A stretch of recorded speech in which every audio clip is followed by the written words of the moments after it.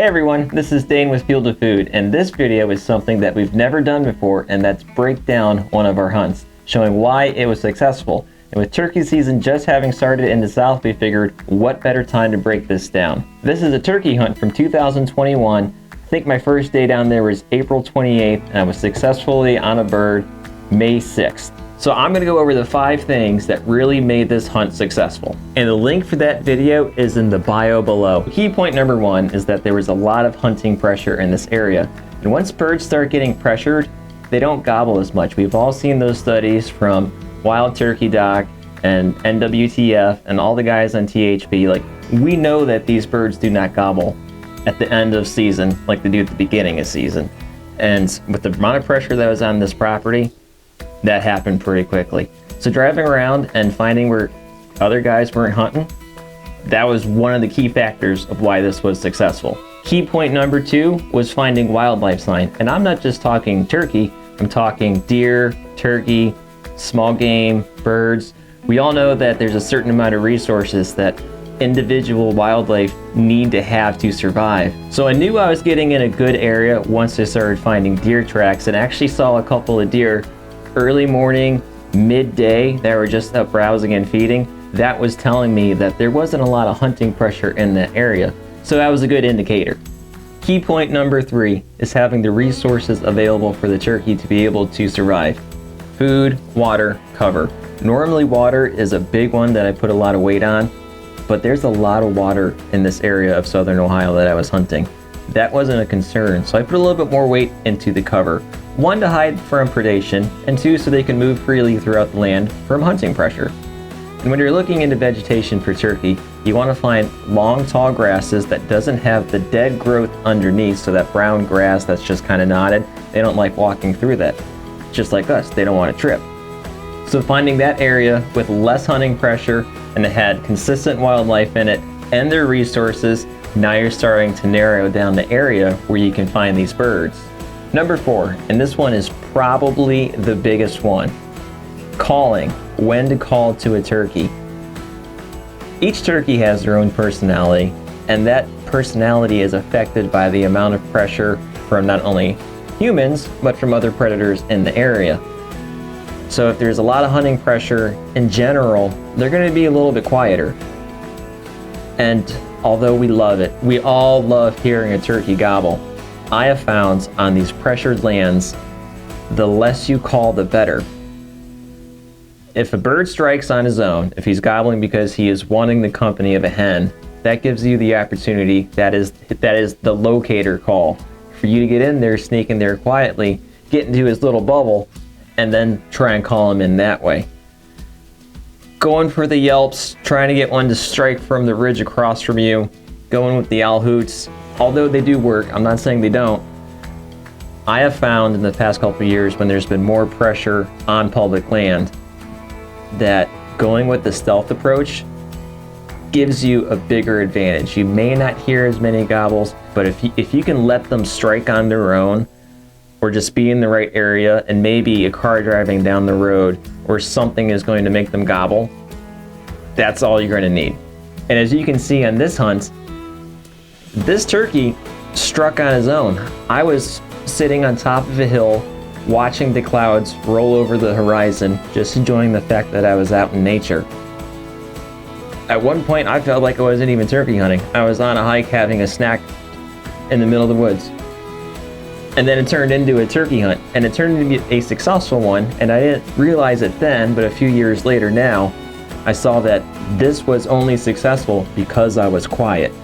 When dealing with these pressured birds, I have found more success in sitting in the woods quietly and waiting for them to be their own locator call than for me to try and call and locate to them.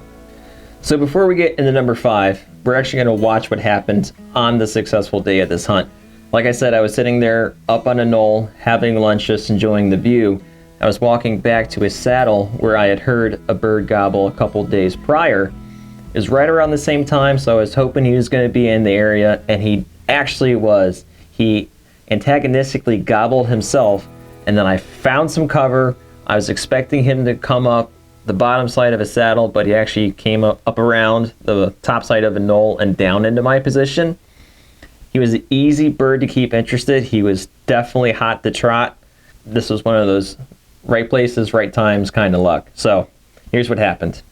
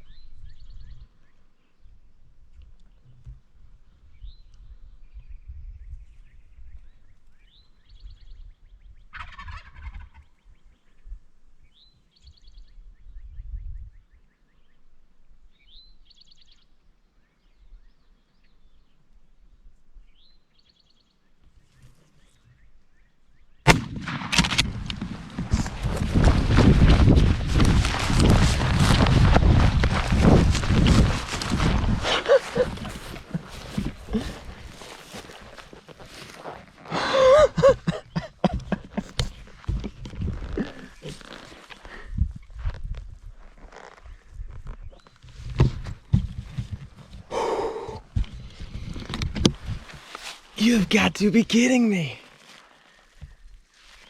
Wow. This dude's a tank. Now I know what you're thinking. Somebody who is that bad with the mouth call is definitely a lucky turkey hunter. You're right.